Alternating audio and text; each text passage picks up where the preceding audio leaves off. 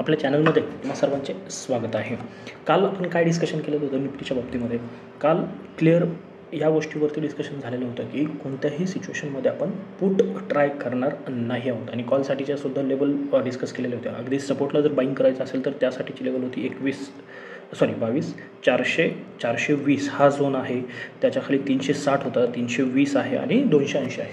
हे सगळे support level आहे. तिथे कुठेही तुम्ही एखादं कॉलची पोझिशन काही फॉर्मेशन बनत असेल तर करू शकता. हे काल डिस्कशन होतं आणि वरती जर ट्राय करायचं आहे तर ऑल टाईम हाय जो काही बनलेला आहे त्याच्यावरतीच आपण पोझिशन घेणार आहोत. हे कालच ठरलेलं होतं आणि मग त्यामध्ये आज कशा पद्धतीचं कामकाज झालं आहे बा. थोडं फ्लॅट ओपनिंग नंतर एक चांगल्या 2 रेड कॅन्डल नंतर एक हॅमर कॅन्डल म्हणजे परफेक्ट बाईंग सिच्युएशन आणि ती लेवल बनली कुठे होती तर 22,420 या झोनच्या जवळ आणि तिथून एक चांगला अपमूव्ह आलेला आहे जो की जवळजवळ 22,500 आणि नेहमी सांगतो की मार्केट ज्या रेंजमध्ये आहे ना 1:2 1:3 हे टार्गेट आपलं फिक्स करायचं आहे आणि एकदा हे टार्गेट आल्याच्या नंतर मात्र लॉसमध्ये जायचं नाही. आणि पूर्ण दिवसभर मार्केटने जास्त काही मुवमेंट केली नाही. 420ला 2-3 वेळा मार्केटने रिस्पेक्ट केलेला आहे 420ला आणि तिथून एक चांगली अपसाईड म्हणजे शेवटी हा जो डबल बॉटम आहे किंवा या पद्धतीने जर तुम्ही ड्रॉ केलं तर एक चांगला अपमूव्ह तुम्हाला हे ट्रेंड लाईन ब्रेक होताना पाहायला मिळालेले आहे इथे. म्हणजे ही एक मुवमेंट म्हणजे 2 ट्रेड आपल्याला निफ्टीमध्ये चांगले खूपच चांगले अशातला भाग नाही आहे. परंतु ज्या पद्धतीचं साईडवेज मार्केट आहे अगदी काल आणि आज 2 दिवसांचा विचार केला कालही हा हाय बनलेला होता आणि त्याच रेंजमध्ये आणि आजसुद्धा त्याच रेंजमध्ये मार्केटने काम केलेलं आहे. म्हणजे नवीन असं काही मार्केटमध्ये होताना पाहायला मिळत नाही आहे. मग आता उद्या आपण कशा पद्धतीने निफ्टीमध्ये कामकाज करू शकतो आणि विशेषतः जी बँक निफ्टीची एक्सपायरी आहे त्याला आपण कशा पद्धतीने टार्गेट ठेवू शकतो हे आपण या व्हिडिओमध्ये पाहणार आहे. तर आता उद्या महत्त्वाच्या ज्या लेवल आहेत ना खूप जास्त डिस्कशन उद्यासाठी सुद्धा नाही आहे.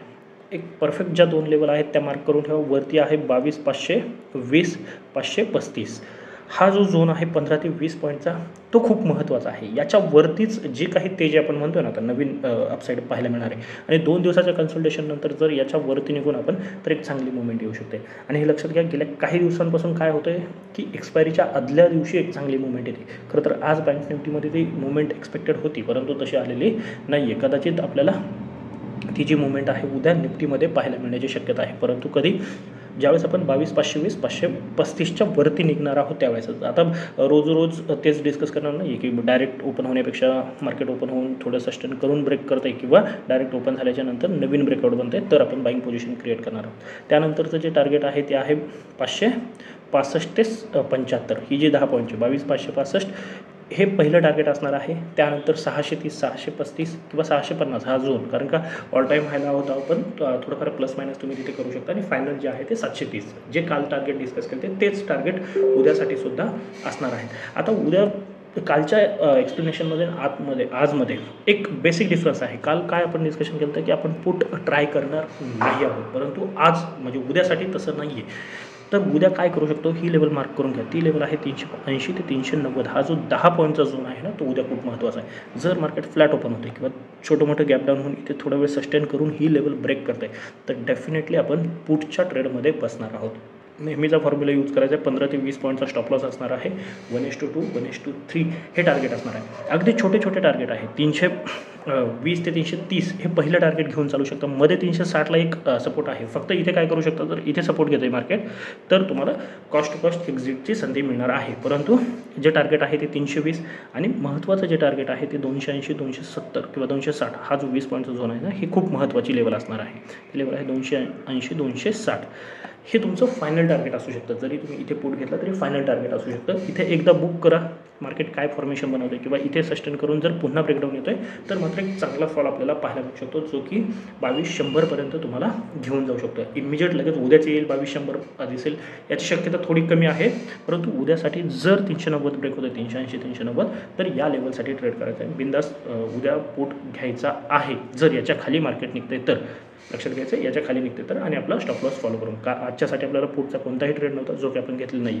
त्याच्यामुळे आज आपल्याला अपसाईडचे जे काही 2-3 ट्रेड मिळाले तेच आपल्यासाठी चांगले ट्रेड होते. तर उद्या निफ्टीमध्ये याच्या खाली आपल्याला पुढची पोझिशन, याच्यावरती बाईंगची पोझिशन. आता खाली सपोर्टला जे डबल बॉटम असेल किंवा 320 हा एक सपोर्ट आहे आणि 280 हे महत्त्वाचे सपोर्ट जिथे आपल्याला बाईंग शोधता येऊ शकते. आणि इथे जी आहे ती 380 ते 400 हा जो झोन आहे आजचा लो बनलेला, तिथे एक बाईंग शोधता येऊ शकते. बाकी एक्स्ट्रा काहीही करण्याचा प्रयत्न करू नका, कारण की ज्यावेळेस साईडवेज जाताना मार्केट त्यावेळेस जास्त लॉस होण्याची शक्यता असते. हे खूप वेळा डिस्कशन आपलं झालेलं आहे ऑलरेडी, त्यामुळे मी जास्त काही सांगत नाही. जे फॉर्मेशन आहे 2 दिवस झाले. बँक निफ्टीमध्ये एक इंटरेस्टिंग गोष्ट आहे. बँक निफ्टीमध्ये सुद्धा पुढची जी संधी आहे ती उद्यासाठी मिळणार आहे आणि कॉलची सुद्धा एक चांगली संधी मिळणार आहे. बँक निफ्टी खूप छोट्या रेंजमध्ये आहे. खरं तर बँक निफ्टीमध्ये हे पाहायला मिळत नाही. याच्या अगोदरही 46,500 ते 47 म्हणजे 46,800 900 या रेंजमध्ये खूप वेळ घेतलेला होता. आताही तेच पाहायला मिळते. 47,400च्या वरती कंटिन्युअस 2 दिवस झाले क्लोजिंग येत आहे, परंतु चांगली मुवमेंट अजूनही आपल्याला पाहायला मिळालेली नाही आहे.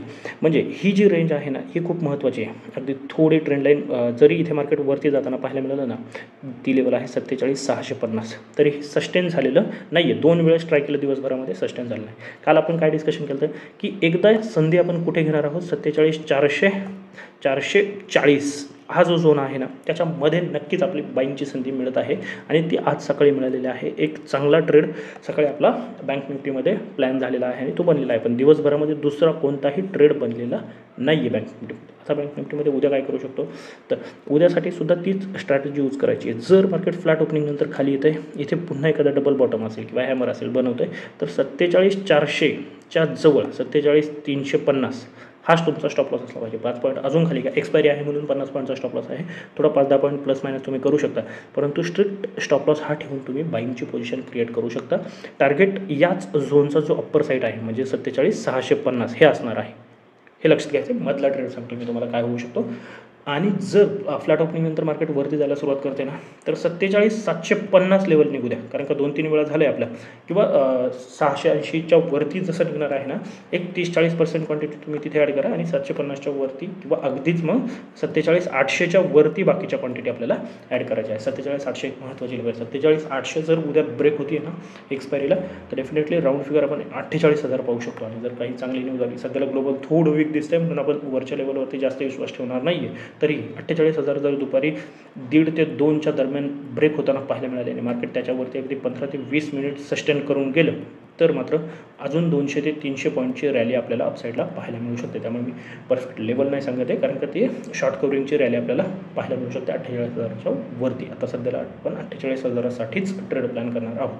आता डाऊन साईड कुठे प्लॅन होऊ शकते, जर मार्केट फ्लॅट ओपन होते, लक्षात घ्या, जर मार्केट फ्लॅट ओपन होते आणि खाली जायला सुरुवात करत आहे, तर सगळ्यात महत्त्वाची जी लेवल आहे ती 47,350 जो की आपला बाईंग पोझिशनसाठी स्टॉप लॉस आहे. जर 47,350 ही लेवल ब्रेक होती आहे, तर आपण नक्कीच पुढची पोझिशन ट्राय करू शकतो आणि त्यावेळेस हा आपला स्टॉप लॉस असणार आहे. 47,420 हा आपला स्टॉप लॉस असला पाहिजे 400-420च्या झोनमध्ये. आणि मग तिथून आपलं 47,200 47,000 ही राऊंड फिगर लेवल म्हणजे सायकोलॉजिकल लेवल आणि 46,800 हे फायनल टार्गेट आपलं असलं पाहिजे. एक्सपायरी आहे म्हणजे हे टार्गेट येण्याची शक्यता आहे, त्यामध्ये जास्त काही मोठे टार्गेट आहेत अशातला भाग नाही आहे. एक्सपायरीमध्ये हे टार्गेट आपल्याला पाहायला मिळू शकते. म्हणजे उद्या दोन्ही बाजूची संधी आपल्याला मिळू शकते, म्हणजे बाईंगची असू शकते किंवा सेलिंगची, वरती अपसाईड किंवा डाऊन साईड. कारण का खूप छोट्या रेंजमध्ये निफ्टी आहे, बँक निफ्टी आहे, दोन्ही काम करताना आपल्याला पाहायला मिळत आहे. आणि काल जे डिस्कशन केलेलं होतं, कालही मी सांगितलं होतं की मिड कॅप एक्सपायरीला काय होतं, एक चांगला स्पाईक येतो आहे. का परवा दिवशी म्हणजे सोमवारी आपण मिड कॅपमध्ये एक चांगला स्पाईक पाहिला, अगदी 5-10 मिनिटामध्येच तो स्पाईक येतो आहे आणि पुन्हा मार्केट त्याच रेंजमध्ये होतं आहे. फिन निफ्टीमध्ये सुद्धा आज अगदी तेच झालं, एक छोटासा स्पाईक आला, त्यामध्ये तुमचे ऑप्शन डबल ट्रिपल होता येते, परंतु नंतर दिवसभरामध्ये काही होत नाही. हा एक सकाळचा स्पाईक आणि हा इथे एक स्पाईक, यामध्ये तुम्हाला चांगले ऑप्शनमध्ये रिटर्न मिळाले. मी काल सांगितलं होतं, जर तुम्ही तशा पद्धतीने ट्रेड प्लॅन केला असेल तर फिन निफ्टीमध्ये सुद्धा तुम्हाला चांगला प्रॉफिट पाहायला मिळालेला असणार आहे. तर ही माहिती आवडत असेल तर नक्की आपल्या या व्हिडिओला लाईक करून चॅनलला सुद्धा सबस्क्राईब करून घ्या. तर आजच्यासाठी एवढंच. धन्यवाद. जय हिंद, जय महाराष्ट्र, कीप ट्रेडिंग.